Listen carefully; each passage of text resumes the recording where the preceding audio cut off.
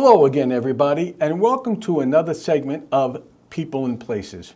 I'm Dan Roberts, the publisher of the Vegas Voice, and I have the great pleasure of introducing all the wonderful people and places that make Las Vegas so great. I am very proud today to boast about one of our own. That's one of our Vegas Voice columnists, Dianne Hahn. Dianne, what's the middle name? Sebis Hahn, who has been a columnist for us since, believe it or not, 2022. So I thank you so much for being here, Dianne. Well, thank you for having me. You know what? Let's just start out. Your column, which has been with the Vegas Voice since September 2022, 4 years, just about. What is it about? It's just a whole lot of fluff. It's a lot of A lot nothing. of fluff, huh? Yeah, it's just nothing. It's fluff. It's about how I was brought up and things that happen. And let me ask you this, since we're talking about fluff, it could be anything and everything. How do you even think of a topic? How does it get up in the mind and then onto paper? You know, that is one of my problems, actually. It is? Yeah, for me, it isn't writing it as much as it is to find a topic.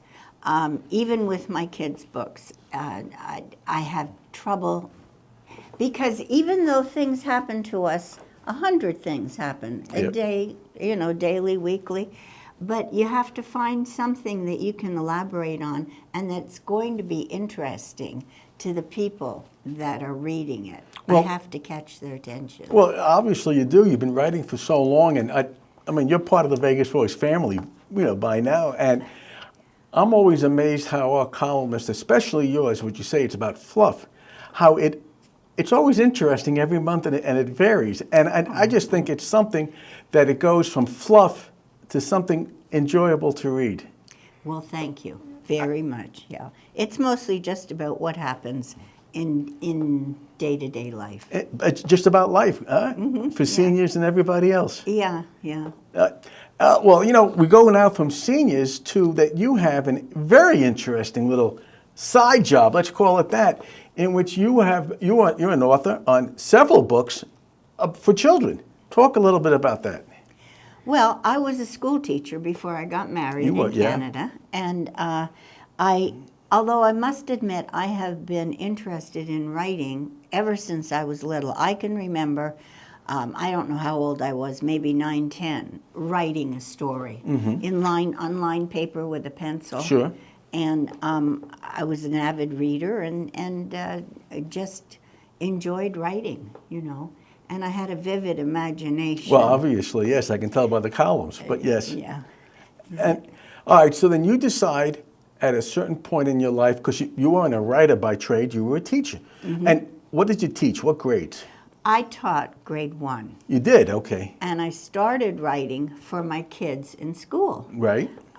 What I ended up by doing was I had this big globe on my desk, and I would spin the globe, and then one of the kids would come up and put their finger on the globe, and wherever it stopped is where I had this little puppet called Amigo, and where Amigo would then jump on the globe, and I would write a little thing over the weekend about an adventure for Amigo.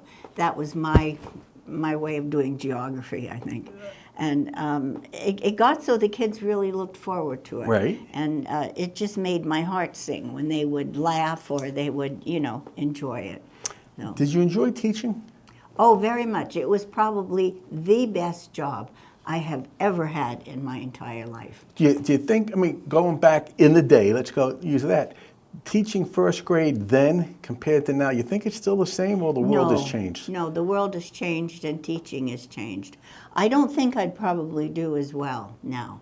I think it was almost an ideal job back then. Really? You have to, this was like 60 years ago. I'm a very old person. No, far from it. You're still young, still young. And you taught where? In what area?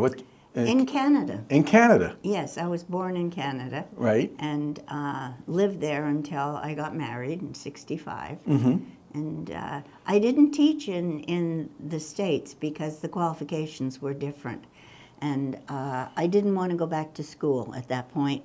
So, however, My husband came home from work one day and he said, you have to find a job. Yeah. And I said, oh, why? Are we poor? Yeah. And he said, no, but you have to stop calling me at the studio every 5 minutes. Oh, okay. I didn't know anybody. We moved to New York and I didn't know a soul, so I just called him, you know. And I said, but I can't do anything but teach. And he said, why don't you go work for an airline? And then we can have pass privileges. So it was, I had credit him with it, and I did. I interviewed with Eastern Airlines and got a job. And at that time, believe it or not, we had pass privileges. It cost us $3 tourist class to go anywhere Eastern went. Well, that's great, huh? Yeah, and $5 for first class. And we complained about the $5. Oh, well, I can only imagine. Yeah. Yeah. And you're right, times have certainly changed, Yeah. haven't they? Okay, so you're working with the airlines, you were a teacher in Canada. One day you say, I'm going to write a children's book. How did that come about? Well, it just kind of continued from when I was writing for my kids, when I was teaching.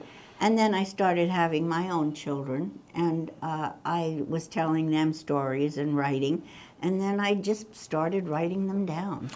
You know, but it's one thing to write like an article, even for the Vegas Voice, 350 words or something along those lines. And then again, as you were teaching, you'd write a little subject. How do you go from that to a book? How do you conceptualize? How it goes from page one to the last page? How do you even do that? A little girl by the name of Bailey Crawford jumped into my head. And Yeah. I have a series of 4 books about Bailey. And Bailey has the very best of intentions, but she just can't seem to keep her little self out of trouble. Right. And we have four books about Bailey being in trouble. And they just, I don't know, they just... Does it come naturally to you, or you have to sit down and say, okay, what can Bailey do this time that she didn't do before, and what's different? And I can't write about that, or I can. How do you go about doing something like that? Well, like I said, that's the part that I find the most difficult, is doing that. Although once I start writing, it very often flows. You know, most writers, or a lot of writers, you know, plan everything out. Right. I can't do that. You don't do that, no? No, I've tried. And when I start writing, it doesn't seem to follow my plan. The characters take over and they do what they want to do. And it doesn't kind of work out with the plan I had. And when you have these thoughts, is it once you start writing, you're on a roll, or is it something that hits you like 2 o'clock in the morning, you wake up and you say, oh my God, I didn't think of that. How about if I do that? Some of them do. Mm-hmm. And I've learned now to make notes, because I forget. Yeah. I can't remember from day to day, and I'm like, oh, what was I going to go? Where was I going to go next, or what was I going to do? So I make notes, and then if I get stuck, I just look at my notes and see, you know, where she can go and what she can do. And then I wrote a book about. I only have one book about for boys, and that's called the Mystery of Zara. A little 10-year-old boy in New York, mm-hmm. and he discovers he is a wizard. And then he meets this 150-year-old wizard who's a little bit not quite right, and they just have all these adventures in space. That's the only boy book I have. Boring, or only boy book? Boy I should book, say. yeah, boy book.